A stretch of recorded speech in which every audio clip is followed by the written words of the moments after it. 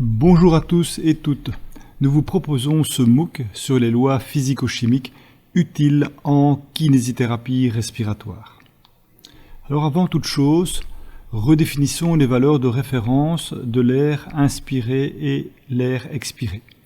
Nous savons que l'air inspiré contient à peu près 21% de fraction en oxygène et 0,03% de dioxyde de carbone, alors que l'air expiré contient moins d'oxygène et plus de CO2. Ces différences s'expliquent par l'activité cellulaire qui consomme de l'oxygène et produit du dioxyde de carbone. La fraction d'oxygène dans l'air atmosphérique, située jusqu'à la stratosphère, est égale à plus ou moins 21%, quelle que soit l'altitude. La pression atmosphérique diminue avec l'altitude. En règle générale, on retiendra qu'à 5000 mètres d'altitude, soit approximativement la hauteur du Mont Blanc, la pression atmosphérique est à peu près divisée par 2, soit égale à plus ou moins 380 mm de mercure. Et qu'à 19 km d'altitude, la pression atmosphérique est égale à 0. Ce qui nous permet de conclure que la masse d'une colonne d'air de 19 km qui exerce sa force sur une surface de 1 cm² est égale à 1 kg, soit 760 mm de mercure.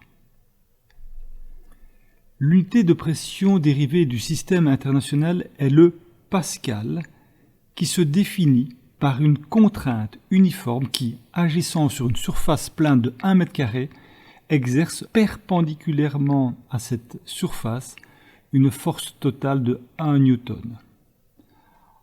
En physiologie, d'autres unités que le pascal vont être utilisées. Ainsi, par exemple, les pressions dans les vaisseaux et dans le sang seront exprimées en millimètres de mercure, voire même quelquefois en centimètres de mercure. Par contre, les pressions mécaniques dans l'appareil respiratoire qui sont nettement inférieures à celles exercées dans les vaisseaux et le sang seront exprimées en centimètres d'eau ou encore en millibars. Dans cette diapositive, donc les unités avec leur conversion, les unités donc de pression avec leur conversion, donc 1 bar qui est égal à plus ou moins d'atmosphère, plus ou moins égal à 760 mm de mercure, etc., etc. Retenez quand même pour les lectures de la littérature anglophone le PSI, qui est le Pound Force per Square Inch, qui est donc une unité spécifique aux mesures anglo-saxonnes qui tient compte de la surface d'un pouce de 2,54 cm. Une pression de 1 atmosphère peut être exprimée comme étant égale à 1013 millibars, 1013 hectopascales, 760 torr ou encore 760 mm de mercure à 0 degré centigrade. Un bar va représenter une pression exercée par une colonne d'eau d'une hauteur de 10 mètres, ce qui veut dire qu'un plongeur immergé à 20 mètres de profondeur reçoit une pression hydrostatique de combien de bars? Je vous laisse répondre à cette question. Dans cet exemple, la colonne d'eau exerce une force sur une surface. Donc, supposons que cette structure est remplie d'eau.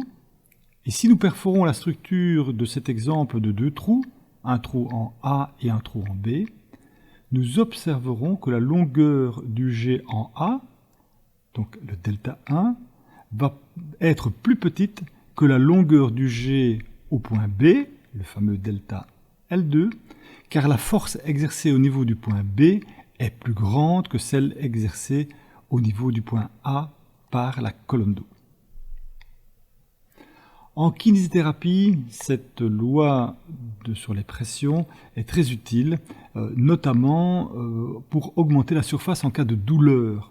Donc, pour les patients qui souffrent de fractures des côtes ou qui ont subi une opération chirurgicale, qu'elle soit abdominale ou thoracique, cette loi permet de diminuer la pression exercée en augmentant la surface des mains et donc de diminuer considérablement la douleur ressentie par le patient. Ici, un exemple un peu loquace. qui vous montre que lorsque vous voulez déboucher une bouteille de vin à l'aide d'une seringue, ce n'est pas en prenant la plus grande seringue que vous aurez la tâche la plus facile, mais bien en utilisant une petite seringue qui présentera donc une petite surface et qui développera donc une plus grande pression permettant de déboucher le bouchon de la bouteille de vin beaucoup plus facilement. La loi des gaz parfaits est une loi fondamentale en kiné respiratoire. Elle est simple et nous allons en expliquer les principes. Premièrement, donc, sachant que PV est égal à nRT, nous pouvons dire donc en 1 que la pression a un effet inversement proportionnel sur le volume d'un gaz. En effet, par exemple, si vous achetez une salade dans un emballage fermé à Salanches en Savoie, qui se situe à une altitude de 550 mètres, et que vous l'amenez à Chamonix, qui se trouve à 1035 mètres d'altitude, eh bien vous constaterez que l'emballage se sera gonflé à l'arrivée à Chamonix. Cela est dû à la diminution de la pression atmosphérique entre les deux points géographiques. 2. Le nombre de moles. Vous savez que si vous soufflez dans un ballon de baudruche, celui-ci se gonfle car vous augmentez N, donc le nombre de moles. 3. La température. Si vous laissez un ballon de baudruche au soleil, par exemple à l'arrière de la plage de votre auto, vous constaterez que celui-ci gonfle sous l'effet de l'augmentation de température. Une des applications en physiologie respiratoire est que le gaz que nous inspirons à une température de plus ou moins 20 degrés centigrades, nous allons dire en conditions standards, se dilatera dans les poumons, dont la température interne est égale à 37 degrés centigrades. Les lois de Boyle-Mariotte, Charles et Gay-Lussac sont issues de la loi des gaz parfaits. Dans les applications de la loi des gaz parfaits, donc pour un exemple loquace par exemple, est que lorsque vous servez de la bière à l'aide d'une pompe, donc alimentée par une bouteille pressurisée de CO2, vous remarquerez qu'au cours de la soirée, la bouteille de gaz va se refroidir. Eh bien cet effet est dû à la loi des gaz parfaits. Donc en effet, la baisse de pression au cours de la soirée, puisque nous utilisons cette bouteille de CO2, va entraîner une baisse de la température.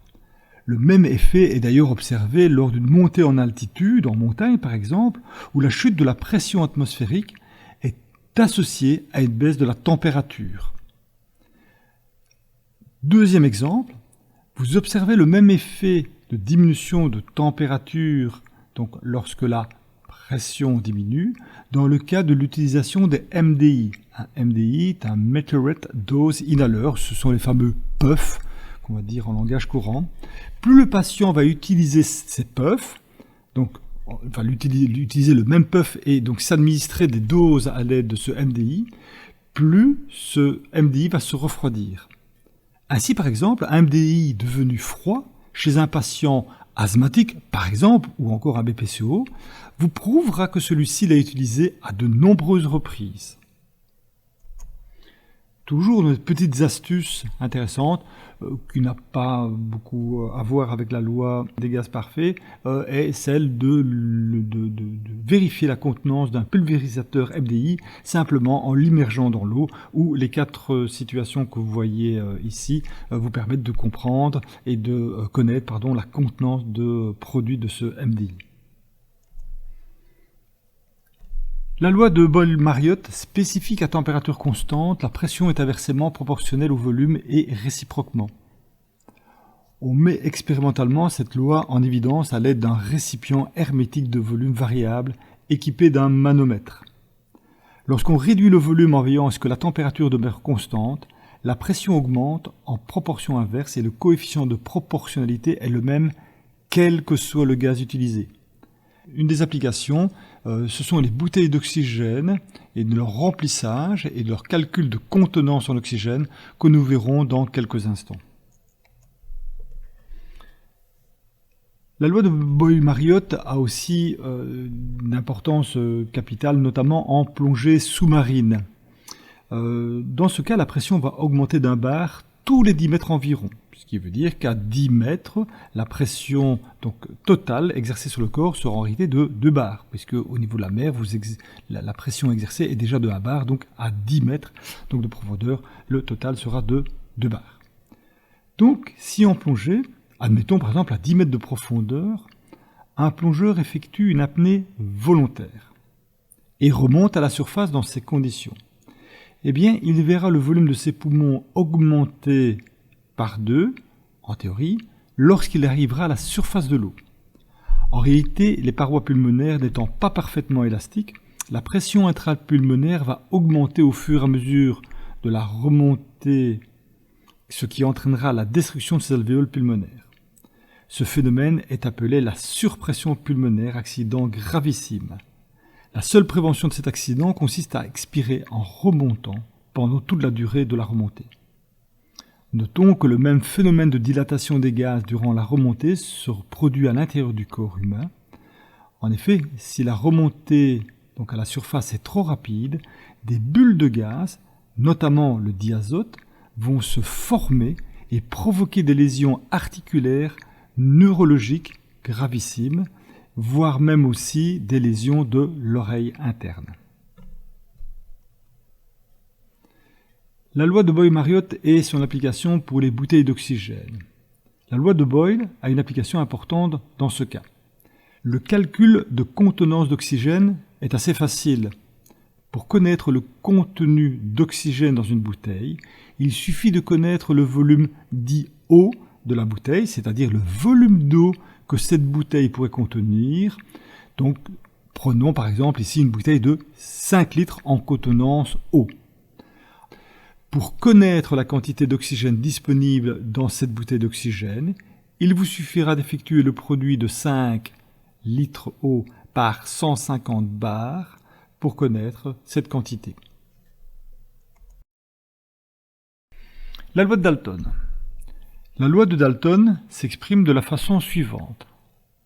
À température constante, la pression totale qu'exerce un gaz dans un volume est égale à la somme des pressions partielles de ses constituants. Par exemple, dans l'alvéole pulmonaire, au niveau de la mer et dans des conditions standards, la pression qui règne dans l'alvéole est de 760 mmHg, soit la pression atmosphérique. Dans ce cas, la somme de toutes les pressions partielles des gaz contenus dans cet alvéole est égale à 760 mmHg. Ainsi donc, lorsqu'un des gaz diminue ou augmente sa pression partielle, un autre gaz augmentera ou diminuera sa pression partielle en conséquence. Dans l'alvéole pulmonaire, à l'état naturel, ce sont surtout l'oxygène et le CO2 qui interagissent. Donc, lorsque la ventilation alvéolaire diminue, la pression partielle en dioxyde de carbone va augmenter. Et cette augmentation de la pression partielle en CO2 va entraîner une diminution de la pression partielle en oxygène pour maintenir la pression totale à l'intérieur de l'alvéole égale à 760 mmHg. Par contre, en cas d'oxygénothérapie normobare, à ventilation alvéolaire et métabolisme constant, l'augmentation de la pression alvéolaire en oxygène au-delà de 100 mm de mercure, qui est la valeur de base physiologique, se fera grâce à la diminution de la pression alvéolaire en diazote. C'est ce qu'on appelle le phénomène de dénitrogénation. Dans ce cas, dans des conditions extrêmes, la pression partielle du diazote peut même atteindre une valeur de 0 mm de mercure et la pression partielle en oxygène une valeur de plus ou moins 720 mm de mercure, et ce, en théorie. La loi de Dalton explique aussi pourquoi, et c'est assez paradoxal, la pression en oxygène diminue entre sa valeur dans l'atmosphère et sa valeur dans l'alvéole pulmonaire. En effet, la pression de l'oxygène atmosphérique est égale à 160 mm de mercure, car nous savons que ce calcul se fait par la FiO2 fois 760 mm de mercure, donc 21% fois 760, qui donne un résultat égal à 160 mm de mercure. Lorsque le gaz est maintenant inspiré, sa pression va aussi diminuer, car dans les voies respiratoires proximales se trouve de l'eau qui est à l'état de vapeur. La pression de cette vapeur d'eau est égale à 47 mm de mercure, ce dû à la température du corps humain. La pression de l'oxygène inspiré devient donc 760 mm de mercure, moins les 47 mm de mercure que l'on va multiplier par 21%. Et cela vous donnera une valeur de 150 mm de mercure, qui est donc la pression inspiratoire en oxygène, la PiO2. Ensuite, lorsque le gaz arrive dans le compartiment alvéolaire, dans ce cas, il faudra retirer la valeur de la pression CO2 qui est présente dans l'alvéole et se diviser par la valeur du quotient respiratoire. Ici, la valeur du quotient respiratoire est égale à 0,8 pour une valeur d'un individu au repos, ce qui donnera une pression alvéolaire en oxygène égale à 100 mm de mercure. Cette dernière équation qui tient compte de la PaCO2 et du quotient respiratoire ainsi que de la PiO2 est appelée l'équation des gaz inspirés.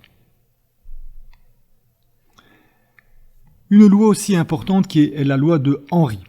La loi de Henry va déterminer qu'à température constante et à saturation, la quantité de gaz dissous dans un liquide est proportionnelle à la pression partielle qu'exerce ce gaz dans le liquide. Donc cela veut dire que plus la pression partielle du gaz est importante, plus sa quantité sera importante dans un liquide, en l'occurrence ici le sang. Donc lorsque la pression inspirée en oxygène est augmentée artificiellement, on peut le faire soit avec un masque à oxygène en inhalant de l'oxygène pur, donc à 100%, ou éventuellement à l'aide d'un caisson hyperbare, où on peut faire les deux, le masque à oxygène et le caisson hyperbare, qui augmente la pression atmosphérique, la quantité d'oxygène dissous augmentera dans le sang artériel au prorata de la valeur de la FiO2 et de la valeur de la pression barométrique appliquée. Une des applications vraiment intéressantes, c'est qu'en altitude, on sait que la pression atmosphérique diminue. Donc, la pression partielle en oxygène va diminuer, puisque la pression totale dans l'alvéole est diminuée.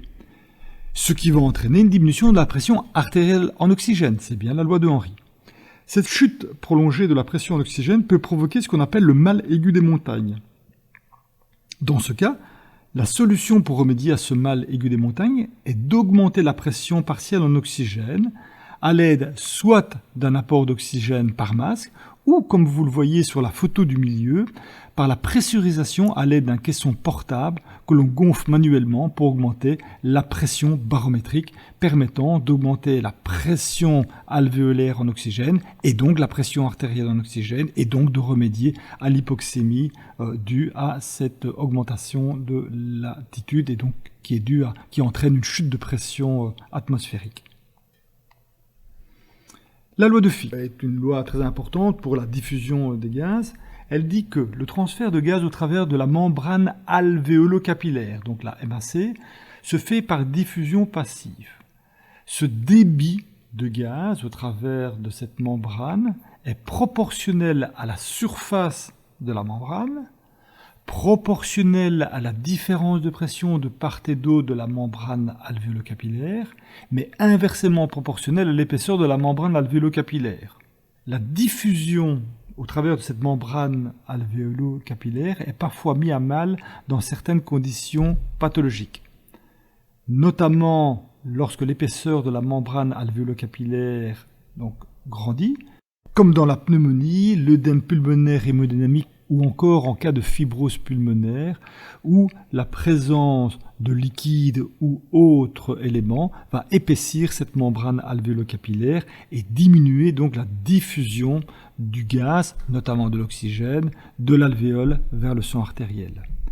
Le deuxième phénomène est la surface d'échange, qui peut éventuellement diminuer, comme c'est le cas dans le dérecrutement alvéolaire durant la ventilation mécanique, qui nécessite généralement d'appliquer une pression de fin d'expiration afin de maintenir les alvéoles ouvertes et d'augmenter parallèlement la surface de la membrane alvéolo-capillaire. Troisième cas, c'est en cas de diminution de la pression alvéolaire en oxygène, où le débit d'oxygène qui s'effectue de l'alvéole vers le sang veineux pulmonaire va diminuer si la pression alvéolaire en oxygène diminue, puisque le delta de pression entre l'intérieur de l'alvéole et le sang veineux pulmonaire sera diminué. Ici, une petite diapositive simplifiant un petit peu la différence de pression entre la pression alvéolaire et la pression en oxygène, qui va entraîner donc un débit au travers de la membrane alvéolo-capillaire qui, je vous le rappelle, a une épaisseur normale de 0,3 micromètres. La loi de Poiseuille, elle est probablement la loi la plus incontournable en kinésithérapie respiratoire. Elle exprime en réalité une relation mathématique où le débit d'un fluide, Q en l'occurrence, dans un conduit est proportionnel à la différence de pression entre l'entrée et la sortie du conduit, le delta P, et inversement proportionnel aux résistances présentes dans le conduit. Alors, donc le débit est égal au rapport entre le delta de pression et les résistances sont égales au produit du rapport entre 8 mu L divisé par pi R4, où mu est la viscosité du fluide qui s'exprime en pascal seconde, L qui est la longueur du conduit, R le rayon du conduit, et enfin R les résistances. La viscosité est un phénomène de résistance à l'écoulement.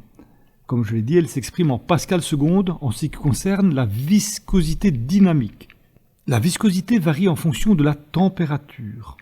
En règle générale, lorsque la température augmente, la viscosité des gaz augmente, mais diminue pour les liquides. Ainsi, par exemple, l'huile de friture sera très visqueuse à basse température et sera plus fluide à haute température. Je vous ai mis ici sur la diapositive quelques valeurs de viscosité et chaque élément physique possède sa propre valeur de viscosité. Dans cet exemple, le débit du liquide sera d'autant plus grand que la différence de pression à la bouche par rapport à la pression atmosphérique sera élevée, ce qui sous-entend un delta de pression élevé, que la longueur de la paille sera courte, que le rayon de la paille sera grand, et enfin que la viscosité du liquide sera faible. Essayez par exemple d'aspirer du miel liquide dans ces conditions, et puis vous essayerez avec de l'eau et vous verrez l'influence de la viscosité sur la qualité du débit. Ces éléments qui déterminent la grandeur du débit sont indispensables en kinésithérapie respiratoire. Ici encore un autre exemple assez facile à comprendre avec la hauteur de la colonne d'eau qui va exercer une force par surface, donc ça va être le fameux delta de pression. Les résistances, ici en l'occurrence, donc représentées par à la fois la longueur du conduit, mais aussi son rayon. Et enfin, la résistance du robinet, donc qui se manifeste par la structure de la vis que l'on tourne pour diminuer le rayon et donc augmenter les résistances qui deviennent infinies lorsque le trou est complètement fermé par l'action de la vis de ce robinet. Dans cet exemple, plus le delta de pression est grand et où les résistances sont faibles, plus le débit d'eau sera élevé. La loi de Poiseuille a une particularité qui s'appelle la conservation du débit. C'est excessivement important. On sait que le débit donc, est égal à des mètres cubes par seconde, donc qui peut être divisé en mètres par seconde fois des mètres carrés. Donc, le débit est égal au produit de la vitesse par la section.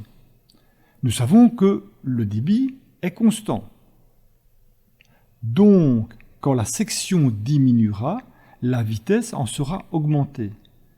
À la gauche de la diapositive, vous avez deux sèche-cheveux. Le A, donc, on va dire dans une situation normale, et le B équipé d'un rétrécissement.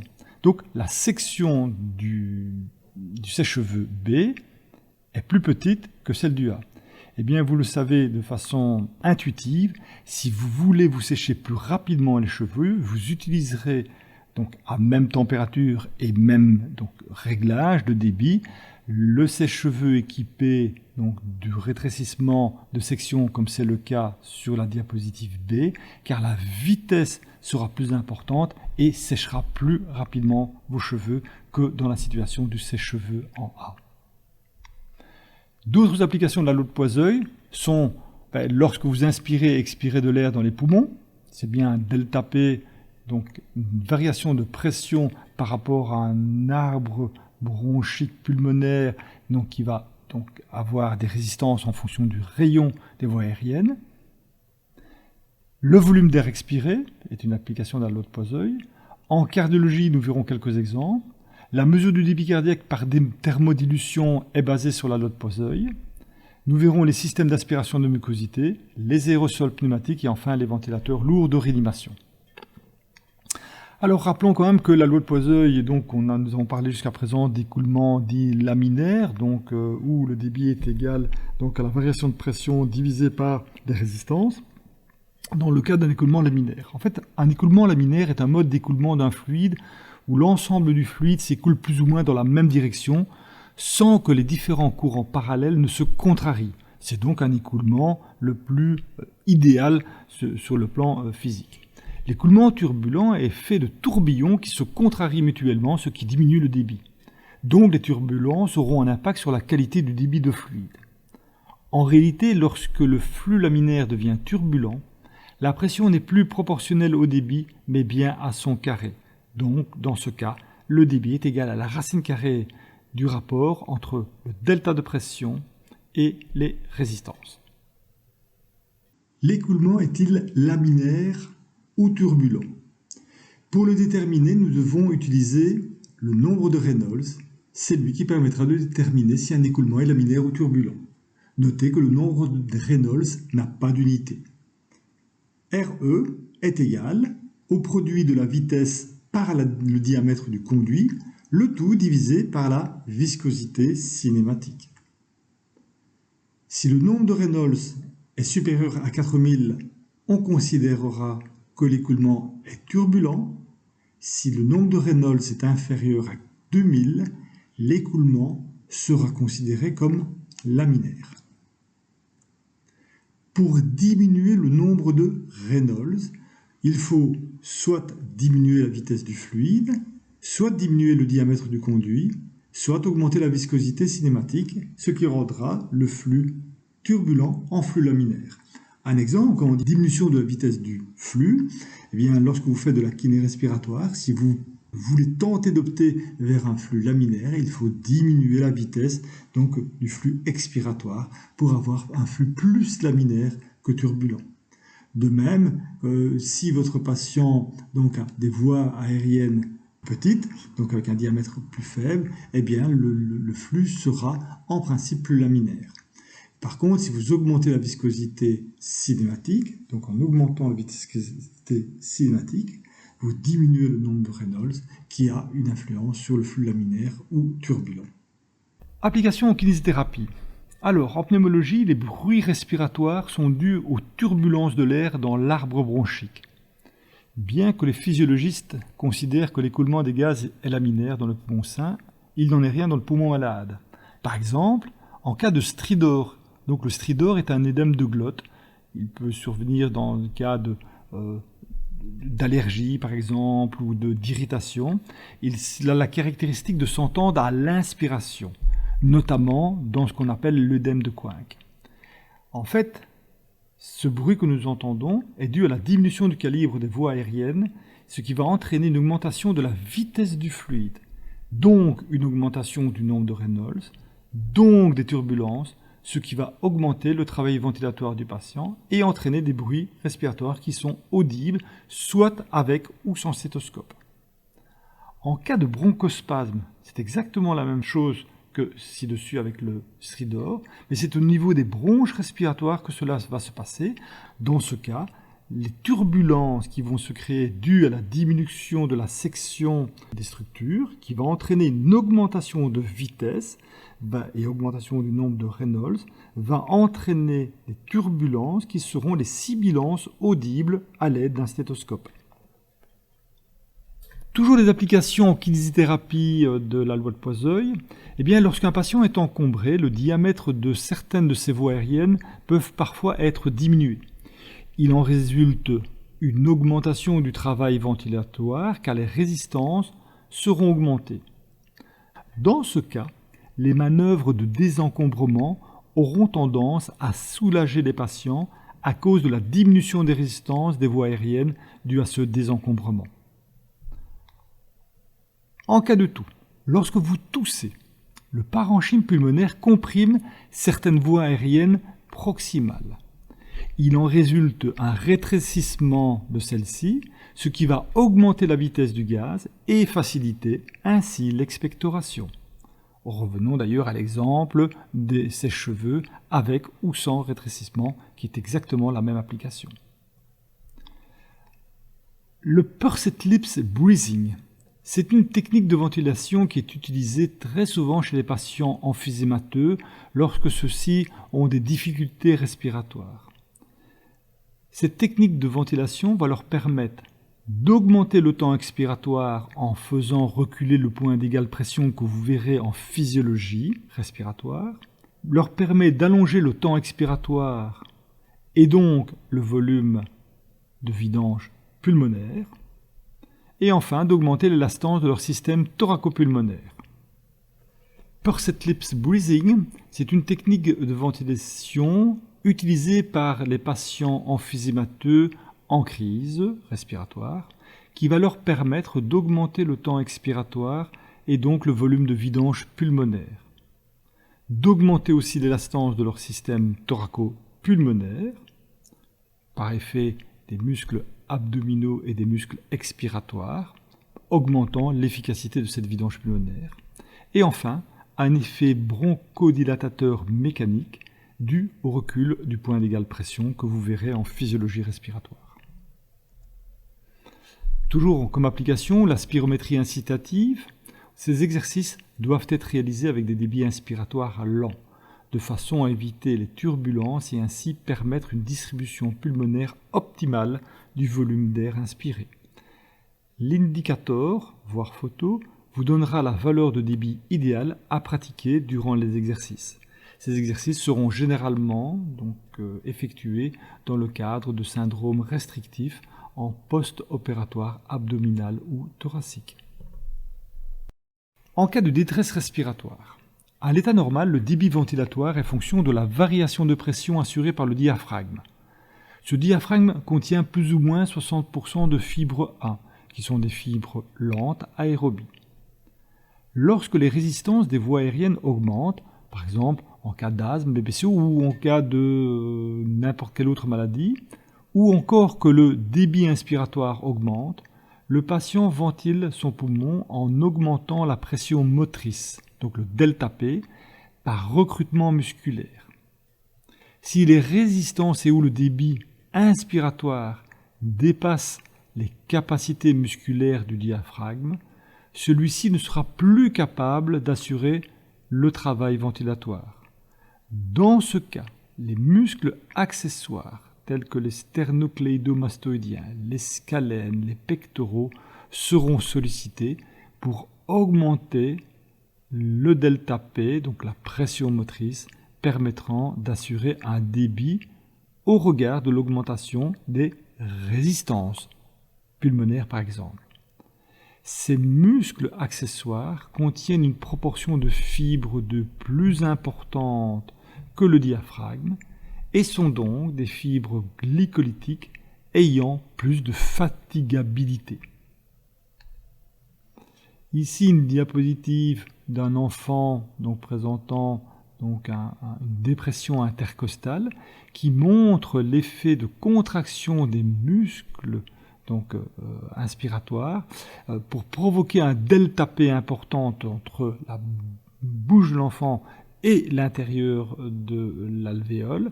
Et la dépression intercostale que vous voyez démontre la variation de pression, donc la négativité de la pression intraalvéolaire qui entraîne une dépression visible à l'extérieur au niveau des espaces intercostaux.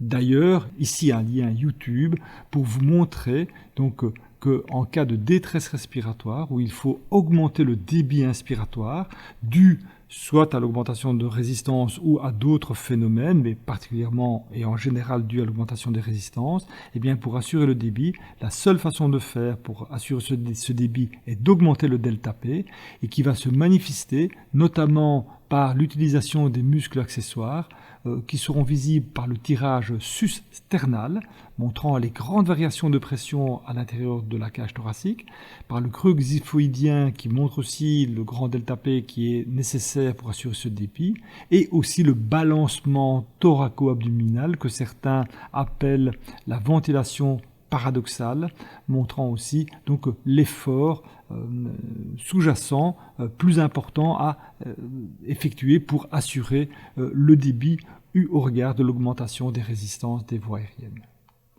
Ici aussi un autre lien YouTube où l'on voit par exemple sur la diapositive, la photo de gauche, les sternocléidomastoïdiens de la jeune fille qui sont contractés, montrant donc le fait qu'elle veuille générer un delta P important dû en fait à cette détresse respiratoire. En haut à droite, les sternocléidomastoïdiens d'un patient probablement respiratoire, donc avec les autres muscles respiratoires accessoires qui peuvent être visibles. Et enfin, sur la diapositive en bas à droite, l'apparition légère de la contraction des sternocléidomastoïdiens, montrant cette augmentation, cette demande de débit ventilatoire plus importante. À l'état normal, lorsque vous respirez calmement, les sternocléidomastoïdiens et les autres muscles inspiratoires ne sont pas visibles car le débit inspiratoire lent ne nécessite pas l'utilisation de muscles accessoires. La trachéotomie est une application de la loi de Poiseuille. Elle va permettre une diminution des résistances des voies aériennes et par bypass, donc au niveau des voies aériennes, une diminution de la longueur des voies aériennes. Elle va aussi permettre une diminution de l'espace mort, puisque tout ce qui est situé au-dessus de la canule de trachéo, donc l'espace nasopharyngien, seront court-circuités. L'espace mort en sera donc diminué, ce qui améliorera la ventilation alvéolaire. Toujours dans les applications de la loi de Poiseuille, la blowing bottle, c'est un exercice très fréquent utilisé en kiné respiratoire qui va consister à souffler le plus longtemps possible dans un tuyau dont l'extrémité est plongée dans une colonne d'eau. Les avantages de cette technique sont identiques à ceux que nous avons vus dans la respiration à pursed lips. L'exercice, donc la pression à générer, ou plutôt le delta de pression à générer, sera d'autant plus difficile que la hauteur d'eau sera grande, le diamètre du tuyau sera petit et que le débit ventilatoire sera grand. Nous pourrions aussi parler du liquide intérieur, donc la viscosité sera aussi importante, mais en l'occurrence, nous utiliserons de l'eau. Je précise à ce sujet qu'un travail réalisé au sein de l'école par un étudiant sur le développement de bactéries dans ces bouteilles montre que les bouteilles remplies avec de l'eau du robinet présentaient un plus grand nombre de colonisations bactériennes dans les bouteilles qui avaient été remplies par l'eau du robinet et qu'il est absolument nécessaire d'utiliser au départ de l'eau stérile ou du moins de l'eau en bouteille fermée comme de l'eau minérale vendue en magasin. Toujours dans les applications en kinésithérapie en médecine, l'intubation endotrachéale est réalisée chez le patient incapable de ventiler seul, en réanimation notamment, bien qu'elle va diminuer l'espace mort dû donc au petit volume de la sonde d'intubation comparé à tout ce qui est nasopharyngé naturel, elle va améliorer la ventilation alvéolaire. Elle peut, si le diamètre du tube est trop petit, augmenter les résistances à l'écoulement des gaz respiratoires. Vous apprendrez dans d'autres cours qu'en ventilation contrôlée, le problème est mineur donc lorsque l'augmentation des résistances est importante. à cause de la diminution du diamètre de la sonde. Mais par contre, lorsque le patient va être placé en ventilation assistée, qui est une étape qui va suivre l'intubation endotrachéale en ventilation contrôlée, donc lorsque le patient sera en ventilation assistée, c'est le patient qui va inspirer lui-même, autrement dit, eh bien ces résistances, ces augmentations de résistance vont augmenter le travail ventilatoire du patient.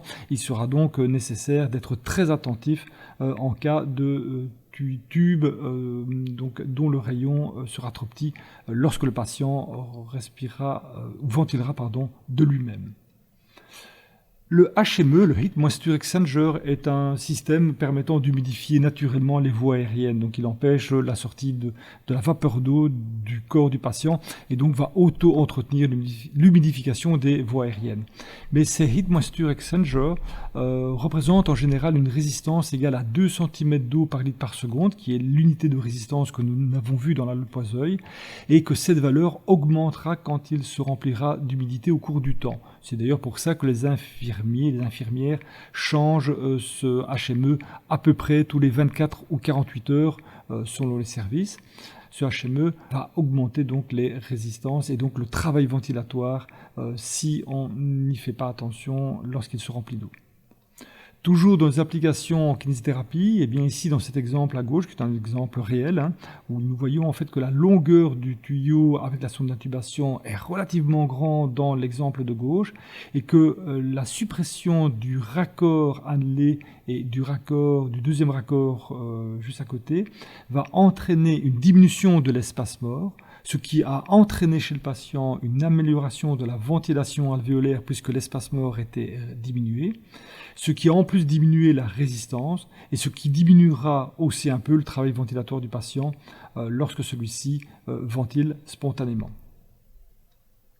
Encore une application de la Lepoisoeil, c'est pour les bouteilles d'oxygène. Donc vous savez qu'une bouteille d'oxygène est composée de plusieurs éléments, dont la bouteille en elle-même, mais aussi du robinet qui est un débitmètre permettant de régler donc le débit d'oxygène. C'est rien d'autre qu'un réglage de résistance du conduit de sortie.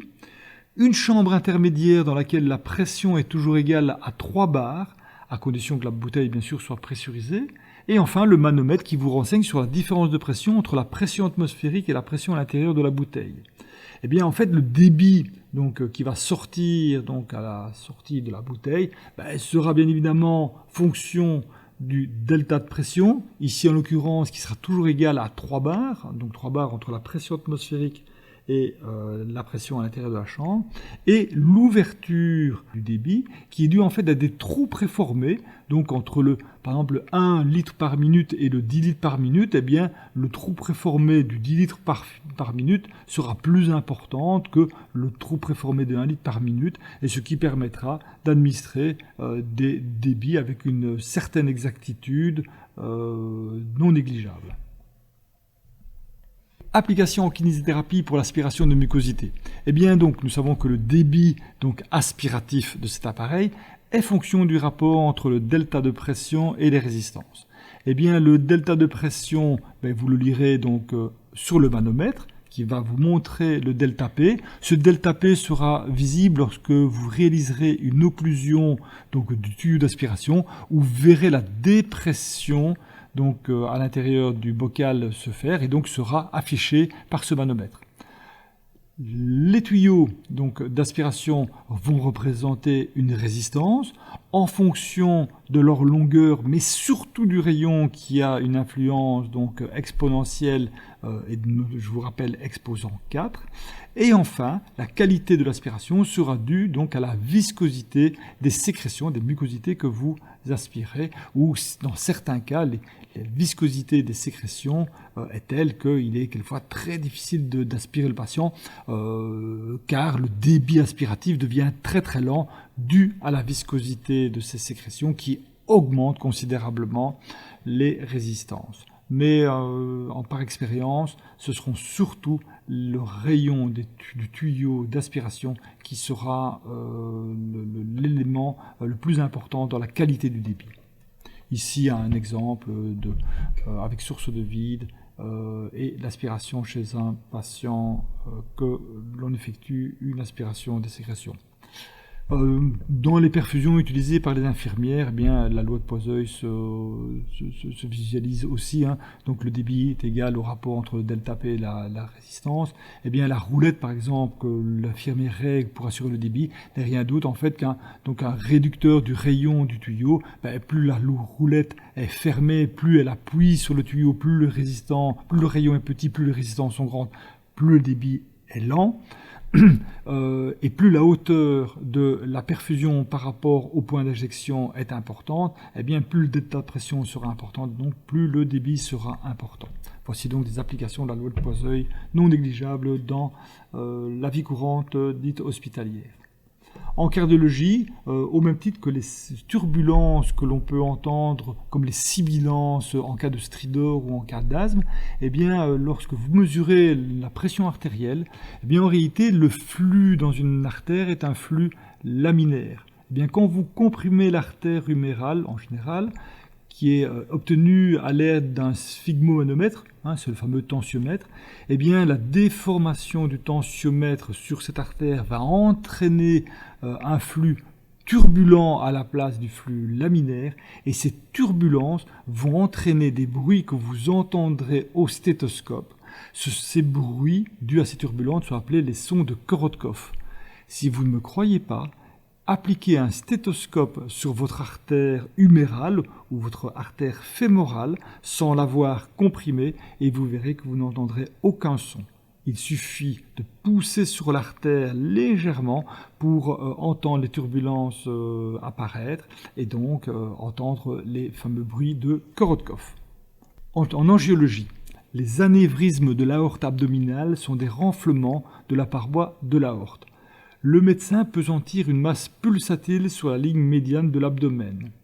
Un stéthoscope placé sur le milieu de l'abdomen peut permettre au médecin d'entendre un bruit ressemblant à un déplacement d'air.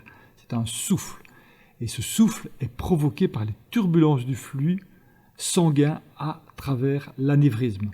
Cependant, chez les obèses, même les anévrismes de grand volume peuvent ne pas être repérables. Dans les derniers phénomènes à voir en kiné respiratoire, c'est le phénomène de Venturi. L'effet Venturi est un phénomène où il y a formation d'une dépression dans la zone où la vitesse du gaz est augmentée pour le même débit. Il s'agit en réalité d'un phénomène de conservation de l'énergie où rien ne se perd et rien ne se crée. Donc, si le débit reste constant, au moment du rétrécissement que vous voyez au milieu de la photo, la vitesse du liquide ou du gaz augmente, mais pas le débit. Étant donné qu'il y a un changement de situation, eh bien, et que rien ne se perd, rien ne se crée, la dépression qui va se créer à cet endroit-là sera la compensation physique de l'augmentation de la vitesse d'écoulement du gaz. Pour cette vidéo, vous verrez que l'augmentation de vitesse de flux va entraîner une dépression sur le dessus de la feuille qui va se soulever à l'image d'une aile d'avion. Le théorème de Bernoulli est en réalité donc une adaptation de l'effet Venturi. En fait, l'effet Venturi est un cas particulier du théorème de Bernoulli où le conduit est horizontal. Donc, quand on parle de Bernoulli-Venturi, nous sommes dans la même classe de phénomènes physiques.